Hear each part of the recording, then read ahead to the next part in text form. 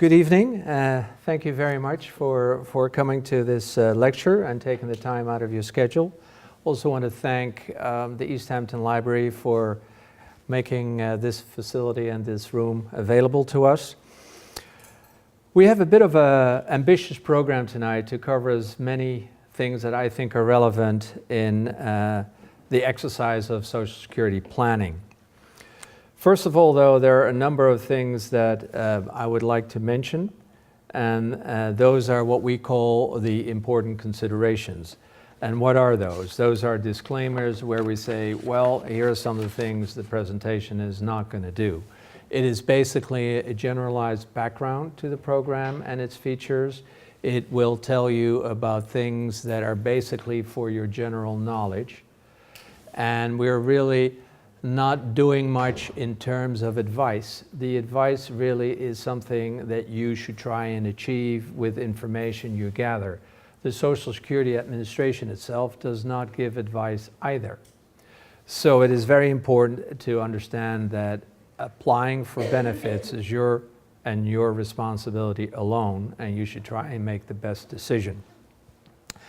Certain people have retirement programs and they may have an offset with Social Security benefits. If you have a retirement program, talk to your administrator and see if that applies to you or not.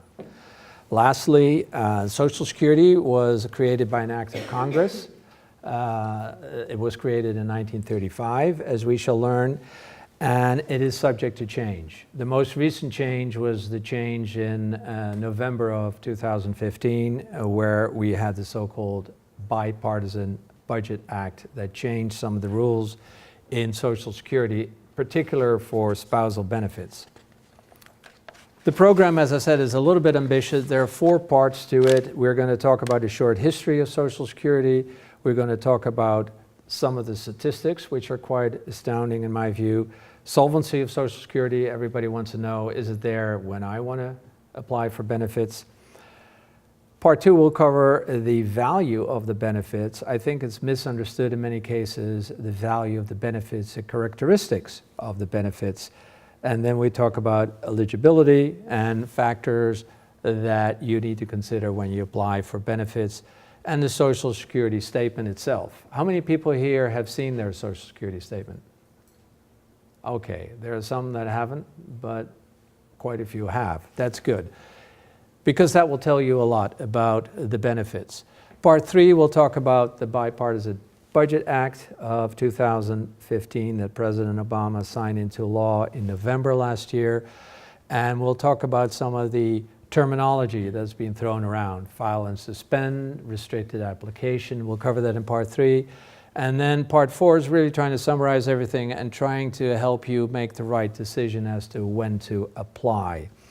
Other factors we'll talk about: impact of age on when you apply, the health and longevity and taxes, and the importance of really integrating the Social Security decision within all of your retirement plan benefits. In other words, don't take the Social Security as a decision on your own.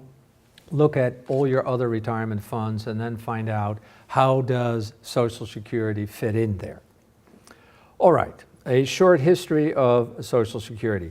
President Roosevelt signed into law the Social Security Act in 1935. So the system is basically over 80 years old. And as we can see, if you're interested in anecdotal benefits, that the first benefit was paid 2 years later in the form of 17 cents of a monthly benefit. Since then, though, if we go fast forward to 2016, we see that there are an enormous number of people that are benefiting from Social Security. Some people say there are 315 million people living in this country. Well, over 60 million beneficiaries are taking Social Security benefits. So it's, in my mind, almost a quarter of the people, 20% of the people in this country are benefiting from Social Security. It's not only retired workers, but we have disabled workers and survivors. And survivors are those, of course, that are widow or widower, that are getting benefits because of their own record or their spousal work record. The numbers in terms of payments every month are a little bit more disappointing. The retired worker gets about $1,300 a month, and the retired couple gets about $2,100 a month. In today's dollars, that's not a lot of money. If people know that we have health insurance that will continue to pay, just a supplemental plan for Medicare costs you about $200 a month.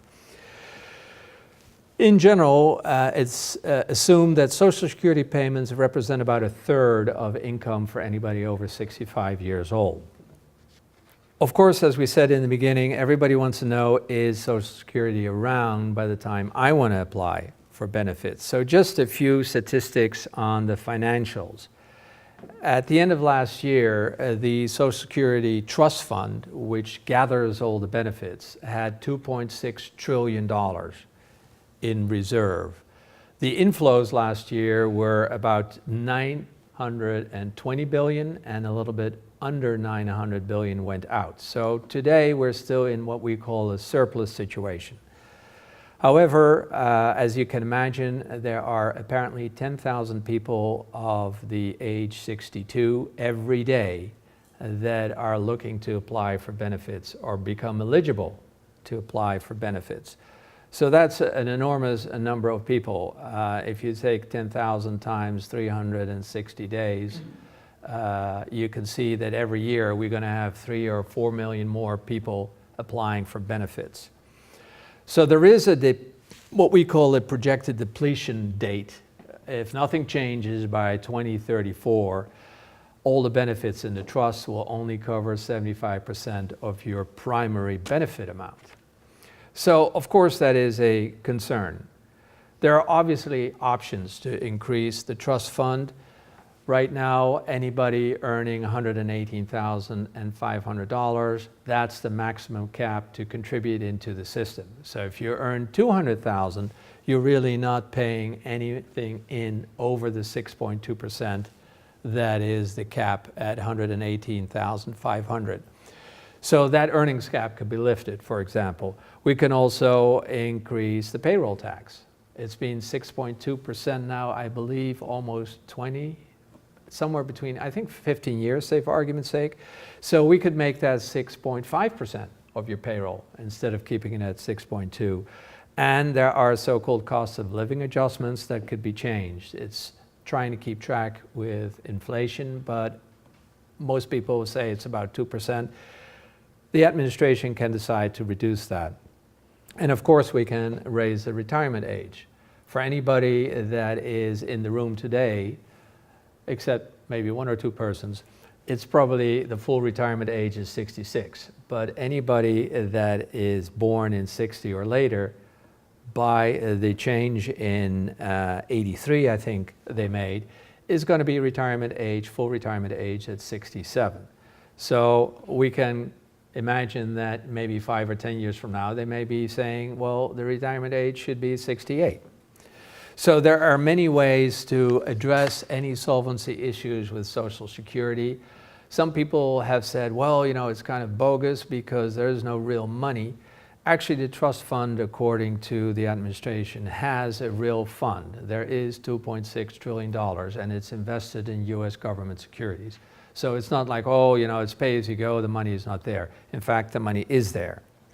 Moving on to something that I think is very important and sometimes misunderstood, the value of your Social Security benefits. It provides income you cannot outlive. It's kind of an annuity. Does anybody know what an annuity is? Yeah? Do people have annuities in this room? Okay. So basically, annuity is you give somebody a bunch of money and they promise to pay out money to you according to a certain period in time for a certain amount and so forth. So Social Security as a benefit is really like an annuity. You can't really outlive that. The other interesting thing is it's inflation adjusted. There are not very many benefits, even with annuities, that would say, well, every year we'll just pay you a little more because it was inflation. The Social Security benefit actually does do that. The other interesting thing is not all income is taxable. So people who have IRAs know that, hey, if I take out money out of an IRA, it's 100% taxable. As we'll see later in the presentation, Social Security is not necessarily 100% taxable. Depending on the limit of your overall income, you may not pay taxes on Social Security benefits at all. I think the other very important element here is a survivor benefit. If somebody creates an earnings record throughout their lifetime, it's not only the person who creates the earnings record, it's their colon dependents, their spouses that have benefits off the worker record of that particular worker. So survivorship benefits for children and widows, I think, are very important. On the other hand, not to overdo it, the maximum amount is about $2,600 a month. Now, that's not minuscule. If you say, hey, if I can get that for 10 years or 20 years, we're talking about an amount that could be $400,000, maybe almost $900,000 over that time frame. So these are significant amounts of money. Now, the question is always, when can I start receiving benefits? And how much will I get? Well, the issue here is that it really depends on your birth year, and we'll talk about that in a little bit. The other thing is it's a bit of a moving target because we have a window. And the window right now is between the age of 62 and 70. So we have about an 8-year time frame where we can think about when to apply for benefits. So you can take it as early as 62, or you can wait until age 70. However, applying early implies a penalty. Delaying, you'll get a credit. So I think that's very important to realize, and we'll talk about that, of course, in more detail. So what are the so-called full retirement age limits? So let's look at that, and in this chart, we'll go back to your date of birth, and we see that anybody that was born before 54 is basically 66. So the day you become 66, you can apply for benefits. You can see any year later, we're just adding 2 months to your retirement age. So if you were born in 57, you have to look at your birthday and say, okay, now I have to add 6 months to my birthday before I reach my full retirement age. And of course, as we said, anybody in 60 or later will have to look at a retirement age of 67. Now let's talk about, okay, we understand that. How much will we get? Again, it depends. Everybody's different. And it depends on your earnings history, the contributions that you made, and the full retirement age, as we just saw on the prior slide. Then your age when you want to start collecting benefits. You want to do that at 62, or you want to do that at age 70. The marital status is important. Your spouse, if you're a divorced person, you can still claim benefits on the record of your divorced spouse, as we talked. If you're a survivor, you can claim a record amount on your deceased husband or wife. Longevity is a concept which we'll talk about. Longevity is basically related to your health outlook for yourself, but also Social Security has determined what your average life expectancy is. And that's going to be a number that's going to play a role in the calculation of your benefits. Let's talk a little bit about the Social Security contributions before we go into the Social Security statement. As we talked earlier, the benefits are really funded by the payroll tax, 6.2%, which is kind of unchanged in the last 8 or 10 years. And those people who are self-employed pay 12.4% because they have to sort of pick up for the employer part, which is also 6.2%. The flip side of that is half of that self-employment tax you take as a deduction on your Form 1040, your personal tax return. So at the end of the day, whether you're self-employed or not, doesn't really make that much of a difference in terms of your burden. The contributions are usually shown if you're a payroll person on your Form W-2. You look at your box number 4 and you'll see this is what you contributed to Social Security. What is important is that your contributions are recorded on your Social Security statement. And we'll talk about that in a minute. So let's look at your earnings record then. How can you build up credits? How can you actually become eligible for Social Security credits? The way the system is set up is you have to have a minimum amount. that you need to earn and report as earned income, and you get a credit. Right now, one credit equals $1,260, and you need 4 of those credits in any given year to be recognized and to be noted as, okay, this is a year that's going to be a credit year. And you need 10 of those credit years in order to get your 40 credits, and then you qualify. Now, and then people say, well, how do they actually calculate the amount that you're entitled to? Your benefit amount is what they call your primary insurance amount. They look at your work record, and they look at the highest 35 years that you were actually working. And then they say, in all those 35 years, how does that record compare to the national average? They make some adjustments and come out with a primary insurance amount. In this particular example, we said, okay, let's look at somebody who has earned $6,420 a year. At that point, we go through that so-called average index monthly earnings number, and we come up with a number that's $2,300 and change. So what you can see here is that if you have a certain earnings record, you probably get a benefit amount that is approximate to 1/3 of your average earning amount. Just to give people who are working now and say, okay, I'm earning $5,000 a month, I've done that now for 5 or 10 years, what will my benefit amount come to? You can say it's probably 1/3 of that number. Let's talk about the impact of age when you file. Basically, we have, again, a formula. I'm not going to go into all the details, but the bottom line is that for any year that you file early, you get a penalty. If you say, I'm going to file at age 62 instead of 66, your penalty will actually be 25% of your primary insurance amount, which was the original benefit that the Social Security Administration calculated on your behalf. I don't know if people realize that when they file at age 62. I find that a pretty strong penalty to basically permanently accept the fact that now you're getting 1/4 less of your lifetime benefits than if you would have had the patience, all other things being equal, to wait 4 more years. Now, filing late is very interesting because now we're not getting a penalty, we're getting a credit. It's 8% of your annual primary insurance amount. As an investment advisor, I find that extremely interesting because who has ever looked for investing some money and said, what are my CD rates? Did anybody try and buy a CD recently? Did anybody check the rates? Terrible. Pretty terrible, right? So in today's environment, 8% waiting a year, I think that's a great investment return. I mean, I as an advisor can't give you 8%. If I'm lucky, I can give you 4%.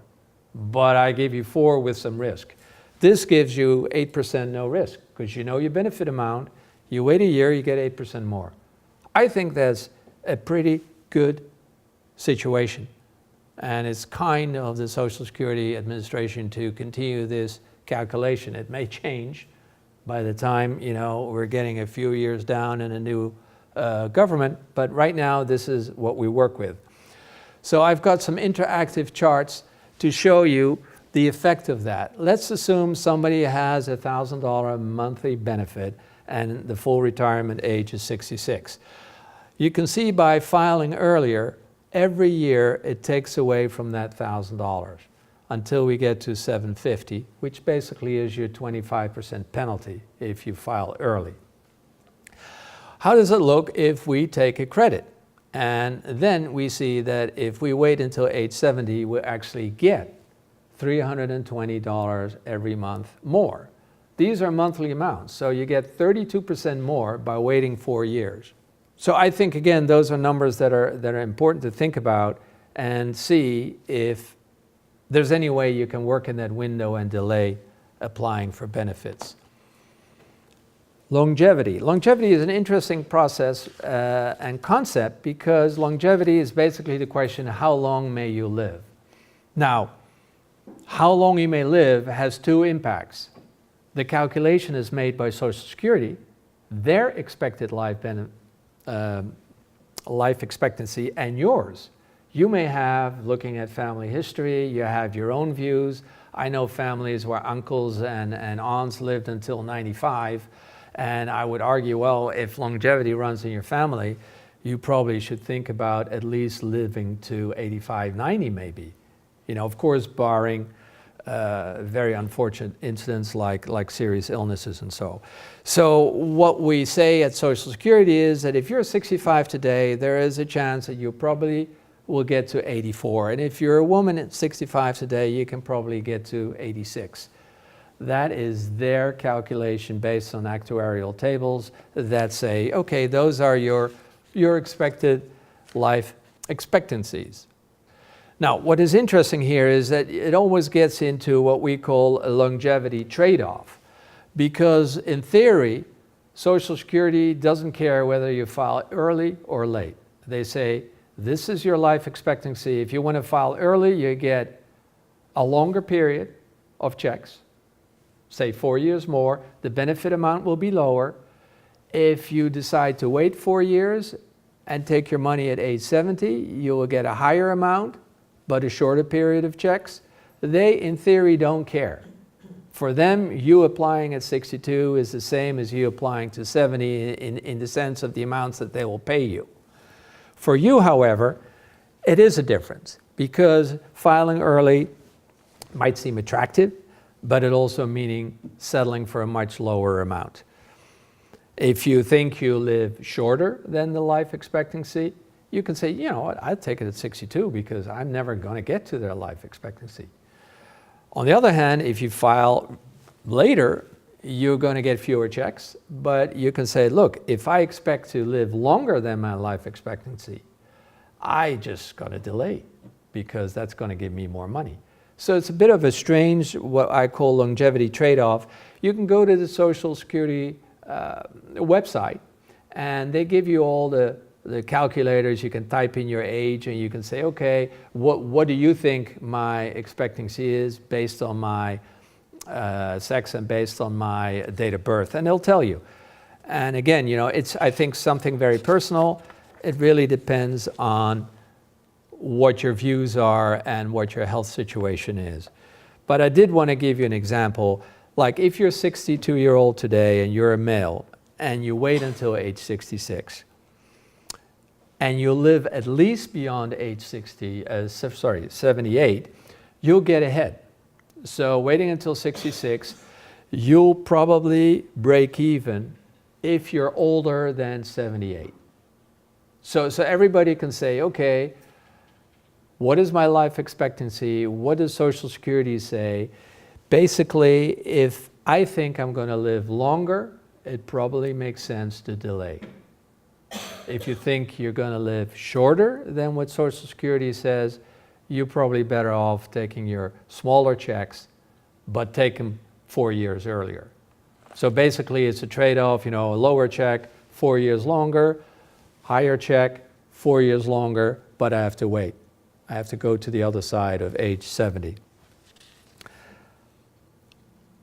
Most financial advisors, and I do too, we all have these computer models. So, you know, all of this is calculated with all sorts of assumptions in there, inflation, cost of living allowances, and so forth. So if there's anybody that's saying, hey, I'm married to Tom, and Tom and I want to really understand how my wife and I can do this best, there are all sorts of software programs that will give you the answer, just the mathematical answer. Of course, there are all the other factors that you need to take into consideration.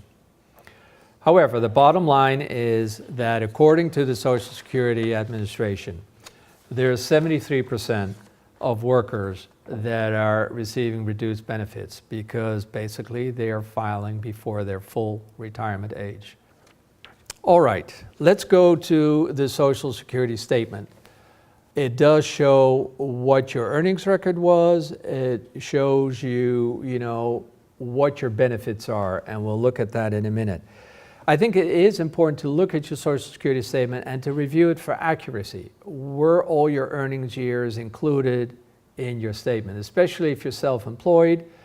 You know, if you haven't filed taxes or forgot or had a 1 or 2 years that whatever reason the tax return never got to Social Security Administration, you may find, hey, they haven't gotten my, I worked in 92 and 94 and they don't have it. That will impact your primary insurance amount, your benefits. So it's very important. What was strange, I got Social Security statements back in the 90s and suddenly they stopped. I never understood why they stopped. I think there was a budget squeeze. They wanted to save costs. I understand though that in 2014 they started sending these out again. So especially if you're in those age brackets, you should have gotten your Social Security statement. And I would definitely encourage you to call them and see why you didn't get one. I had one funny story. I had one guy, a client of mine, and I said, John, you got to get your Social Security statement. Otherwise, I can't do anything for you. We can't look at all your other funds. So Jack went and he said, I never got one. I said, well, maybe you moved or maybe they didn't have your address.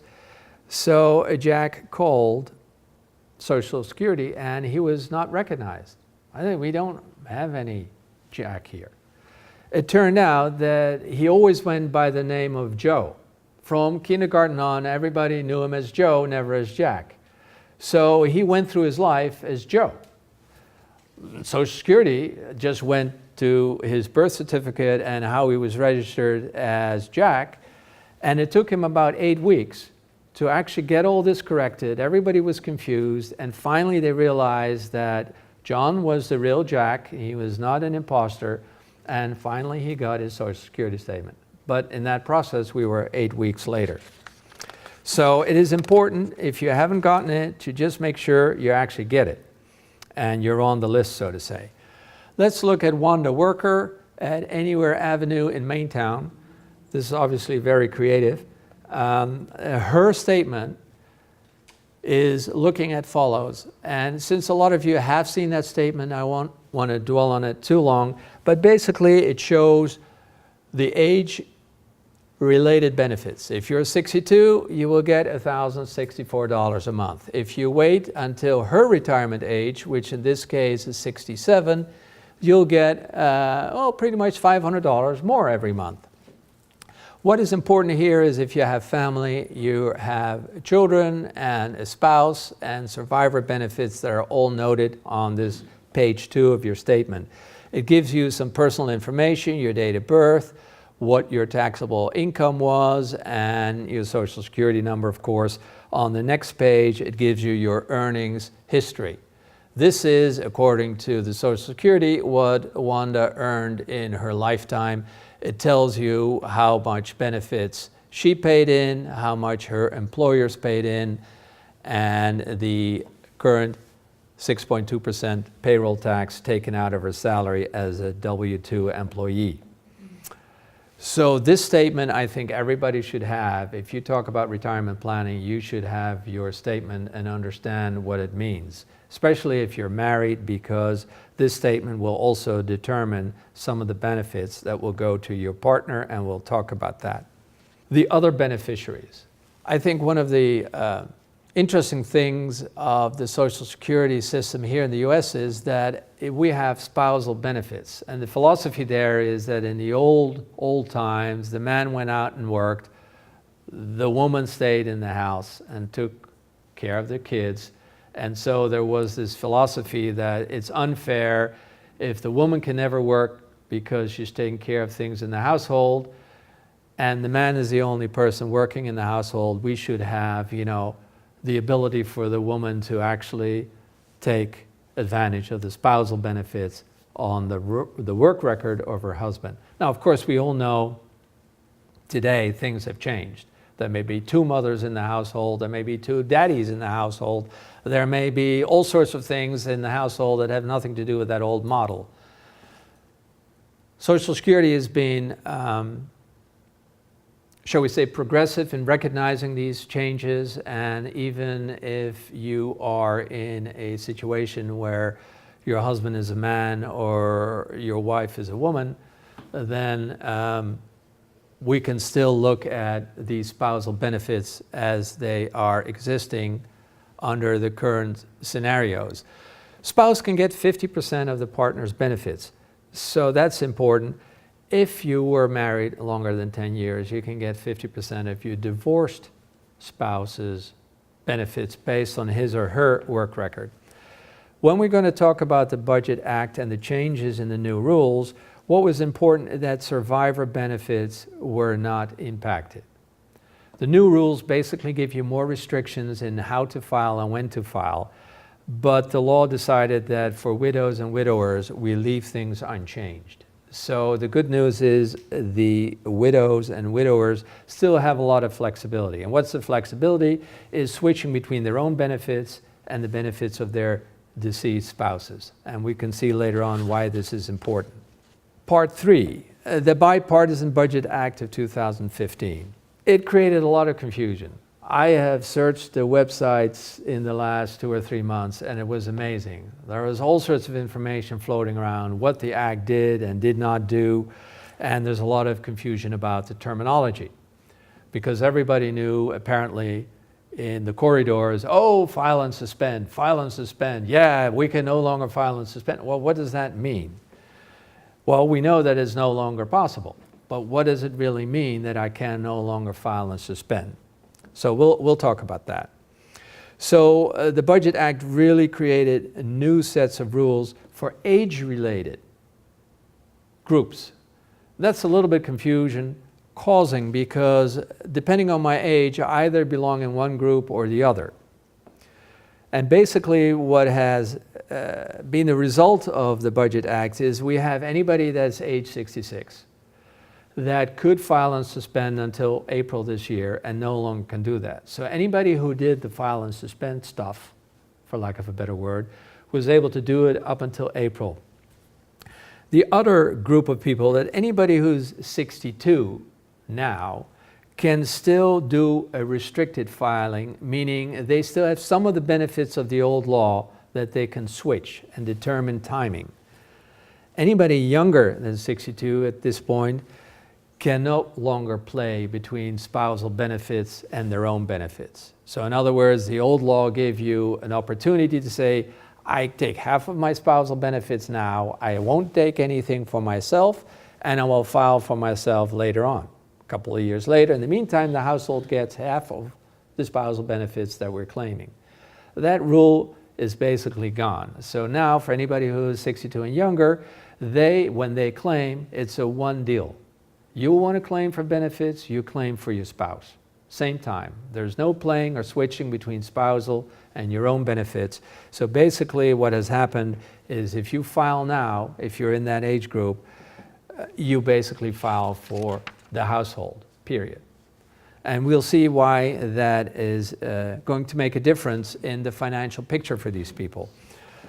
Let's look back at the major changes. So the file and suspense we talked about, that is eliminated, and we now can only do restricted application. That's why I'm only going to talk about the restricted application.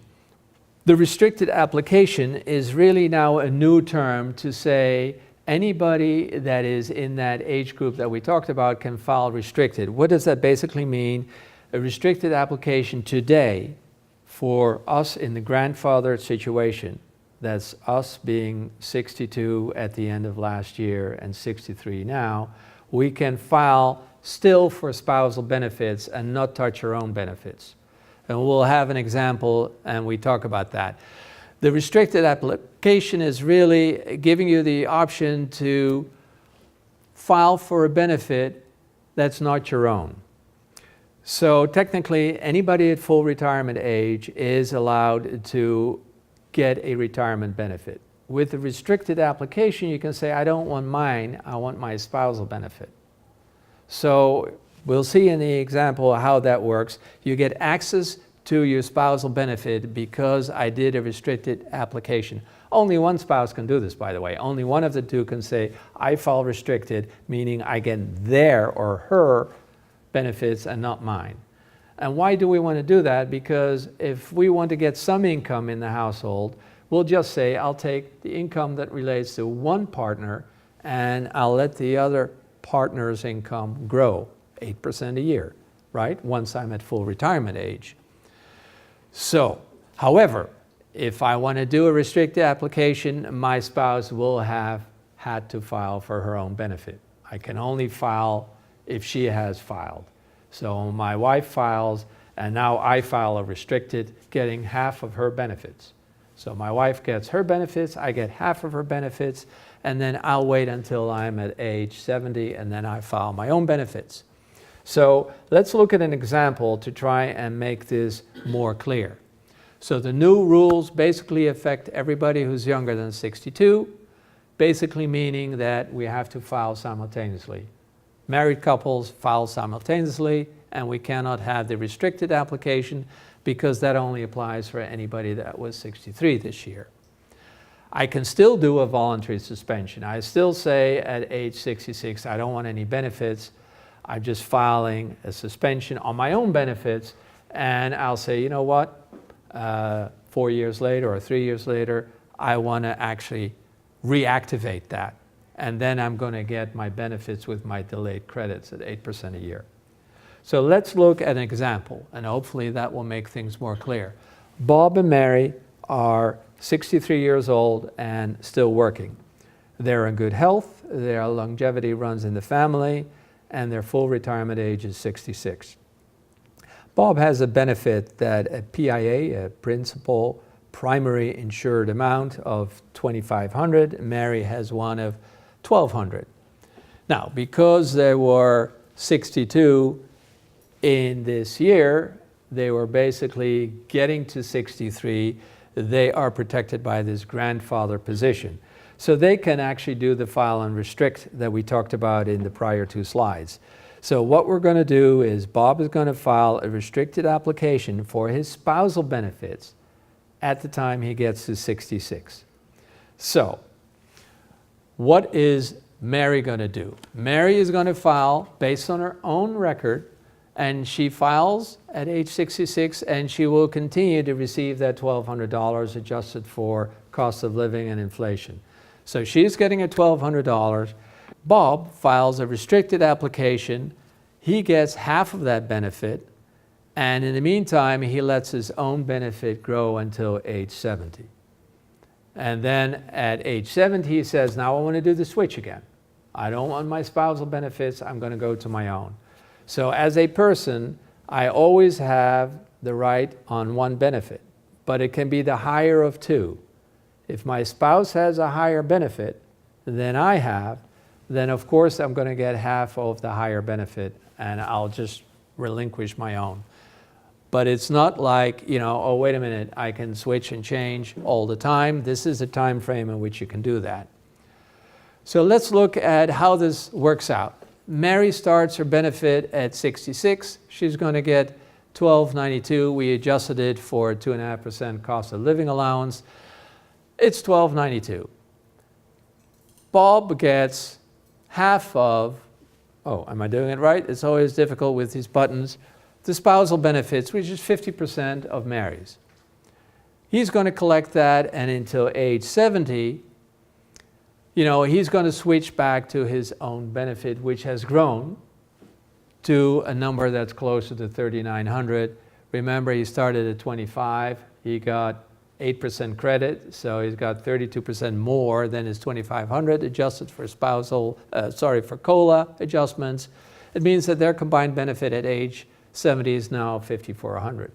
Based on the calculations made by Social Security Administration, if they follow this so-called filing strategy, they will have lifetime benefits together $1.6 million. Now let's look at a different scenario. They both file at age 63. So they're going to say, forget about waiting until 66, my full retirement age. We want to file at age 63. So Mary now files at age 63. She gets 20% less because she's filing 3 years before her full retirement age. So it's not really 4 years. If she had done that 4 years, she would have a 25% penalty. Now it's 20%. Bob files, same thing, he gets 20% less. So now, at age 63, their combined benefit is only $3,000. Quite a lot less than what they have later on in life. When they get to 70, they will have $3,500. Remember, the old slider was $5,500. So you're giving up $2,000 in the household because you're not waiting and applying this strategy. So depending on your other retirement income funds available to you, I still think that's quite a significant difference. So right now, we're comparing 1.6, filing at 66, compared to 1.3, filing at age 63. That's about $400,000 difference. So why is it important if, according to Social Security, Bob passes away? Because their combined benefits at age 84 was $7,600. If Bob does pass away, then Mary's reduced benefit will switch over not to her benefit, but to the higher of her benefit and the deceased husband's benefit. So her benefit actually will go down, but it will only go down a little bit because Bob's benefit by then was pretty high, so she gets $5,600 at that age. So if we just summarize this without going into too many details, if you file the restricted application, which anybody can do that's 63 today in this year, 2016, you get two things. You get better combined benefits, but also a nicer survivor benefit for Mary, because her benefits will be a lot bigger at that point in time. If you go for the filing strategy at 63, both the combined benefit and the survivor benefit will be vastly reduced. Now, if she goes from here to here, Mary will have a reduction based on Bob's benefit, which is much higher than her own benefit. Now, Bob's benefit is much lower here, and his survivor benefit will also be much lower. So if you add the numbers together, it is quite a big difference in filing strategies, and depending on the amount of money you have between the window of 62 and 70 from other sources, it would definitely seem to appear beneficial to delay filing. And in this case, since we are still grandfathered, do a restricted application only on your wife's benefit or the other way around. In summary, we've got 3 age-based scenarios. File and suspend no longer possible. If you're over 62, you can do restricted application, meaning one spouse is filed, the other one is filing for half of those benefits. If you're under 62, you got to focus on working longer, delaying benefits, and finding alternative sources of income. I wanted to briefly talk about taxes because people talk about Social Security benefits, and I wanted to explain the issue of taxes. Some people say, oh, taxes are not applicable to Social Security. In fact, they are, and it depends really on your status. Are you single? Are you married? If you are single and your benefits, or your total income, I should say, is less than $25,000, your Social Security will not be taxed. How does Social Security Administration calculate that? They have a concept of provisional income. We look at your modified gross income, page 1 of your form 1040, and that lists rental income, investment income, income that you earned at the church, or income that you earned doing part-time work, whatever it may be. It takes those earnings and adds back into that the tax-exempt income, which is kind of annoying because a lot of people in their 60s and 70s like municipal bonds that are technically tax-exempt. So now I'm sitting in a situation where I have to add that tax-exempt income back to determine if my Social Security benefits are actually taxable. So what they do is they take your modified income, add your tax-exempt income, and then 50% of the benefits. And then they argue, okay, let's see if you're over or above the threshold for income. Today, as a single, you can earn up to $15,720, and they will not touch your benefits. If you add more than that to your income, you will get a $1 reduction for every $2 earned. At full retirement age, it's very interesting to note that there's almost no income restriction. In the year that you get to your full retirement age, you can actually earn almost up to $42,000 before you get a tax on your Social Security benefits. Another very interesting element here, I think, is that once you are at full retirement age or later, you can earn whatever you want. It will not impact your Social Security benefits in terms of taxes. So I think that's kind of an interesting feature. So a quick example, let's say John is working, he's 63, he wants to retire. His full retirement age is 66. He doesn't want to wait. He gets $19,200 a year. And he will still earn income because he is working for an employer and he gets part-time W-2 income. His investment income is $10,000. How are we going to calculate the benefit reduction as far as Social Security benefits are concerned? We're basically looking at his W-2, earned income, $25,000. Here we will eliminate his investment income and say, okay, how much is his earned income over the threshold of $15,720? He's over the limit by $9,280. At that point, we're saying that is a deduction of $2 for every $1 he's over the limit, so his benefit will be reduced by $4,640. So the point of this is just to show you that you have to be careful if you take Social Security benefits early at age 62 and you still work. I know a number of people who have become widow and who have had struggled with this because they didn't want to go over that $15,000 limit in earnings because it would immediately impact their what they call survivor benefit. So it's important to take note of this. While we're on the subject of taxes, I just wanted to quickly talk about some of the other sources of income that people may have, and that basically is listed here. You have IRAs, withdrawals, you have maybe an annuity. If it's non-qualified, part of the annuity money becomes taxable to you. And the interesting thing is most of the withdrawals from qualified sources are 100% taxable. If you take money out of your IRA and you're age 66 or something, 100% of that amount will be taxable income. As we saw before with Social Security, the maximum is 85%. So the Social Security benefit and maximizing this is at the same time kind of minimizing your taxes. Of course, the Roth versions of these accounts, you don't pay any taxes at all because for now, they're deemed to be tax exempt. A quick word on Medicare.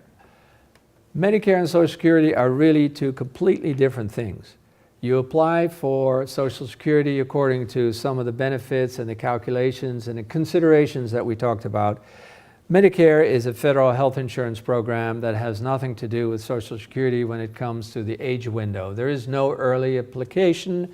There is no option. A few months before you get to age 65, you get notified by Medicare, let me use the word correctly, with a welcome package, or you initiate yourself that you want to apply.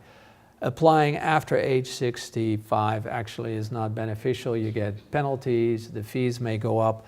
So it was a thing to note that Medicare you just do when you're 65. Social Security, you have the window 62 to age 70.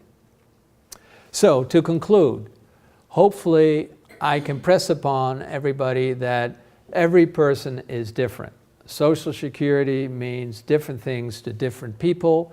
You have to evaluate your health, your family history, access to other retirement assets, and I think taxation. I do think that the conventional approach of early filing may not be a good one. Unfortunately, I know a lot of, shall I say, male friends who are just jumping at the bit, 62, that's it, I'm going to clock the machine and take some money out. I don't necessarily think that's a good idea because applying for Social Security today, you should not apply in a vacuum. Yes, you have your own record. Of course, you're entitled to do things on your own. But today, I think it's important to look at stakeholders. Who else is in your household, families, kids, your spouse? Filing early is going to really impact their benefits. If we look at some of the Social Security statistics, it shows that 94% of women have lived 14 years longer than their deceased husbands. A lot of the beneficiaries we talked about, the survivors, are all the 6 million in the first slide, are all widows and widowers. If they're female, they tend to be age 90. Now, if you file early, you're really taking away the opportunity for your spouse, your surviving spouse, to get decent benefits. So I think you gotta look at this within the family, within the context of your spouse and your children as survivors. Lastly, I think it's important to integrate the Social Security decision within all of your retirement accounts and your retirement income calculations. It's important to say, I got some IRAs, I worked for this company, they're going to give me a small pension, I have savings from my own, I got savings from my husband. Let's integrate and create what I would call a wholesome decision on Social Security benefits. Integrate it within all the other things that you're doing. And then you're saying, what is my life expectancy? What is Social Security saying I'm going to be able to get? And I think the core message is, if you can delay taking Social Security and fill the income gap, as I call it, fill it between the age of 62 and 66, possibly even to 70, you're going to see that you're going to create an enormous financial buffer in case you do live longer. And even if you don't live longer, your spouse is going to have the benefit, because she, according to the statistics, is going to live longer. In many cases, somewhere between 5 and 14 years longer. So why don't you give her the benefit of a much higher survivor benefit? We have a Social Security questionnaire that I handed out. It just lists 18 questions, but it gives you a sense of, well, it's going to be hard to determine what the best solution is for you unless you got all the answers to the 18 questions. So again, it's a difficult situation. People have to look at each individual personal situation, their health. Is anybody around them? You know, even if you're single and you have no kids, you don't have an ex-wife. It's probably unlikely, but you know, let's assume that's the case. It still makes sense to look at delaying benefits and realizing that, well, you know what? Here are some of the financial consequences of filing too early. People file too early and they regret. In many cases, if you regret within 12 months of you making your filing decision, you can reverse it by giving back all the money. Once you're beyond that 12-month window, that's it. You're baked for life. So it is an important situation to look at, a decision that you have to make carefully. And I would definitely recommend that you talk to an advisor you have, somebody who is in a financial planning business, who has some of these software programs, who can tell you, okay, Mary, here's what we can do, what happens to you, what happens to Bob, here's the window of opportunities, here's the different amounts that will be applicable to you. So I would definitely encourage you to do that. Again, Social Security is very helpful, but they will not give you advice. They will tell you, okay, Mary, you want to retire at 66? Based on your record up to now, you're going to get $2,200. That's it. Are you going to do it or not? They're not going to tell you anything else. By law, they're not allowed to, and certainly they have no intention to do so and be there. It's a personal decision. It comes down to you, and hopefully this lecture gives you a sense of, let me look at all these other things before I actually file. Because again, most people will most likely live longer than they think. And if it's bad to deal with health problems when you're 80, it's even worse if you, on top of health problems, have to deal with financial problems. And unfortunately, the statistics show that of all the survivors, if they're female, their statistics shows that more than 0.5% of the widowers live under the poverty line. Part of it is filing too early and not understanding how the system works. And that would be a sad thing if that would happen to any of us. So thanks everybody for coming. Appreciate your attention. Thank you. Thank you very much.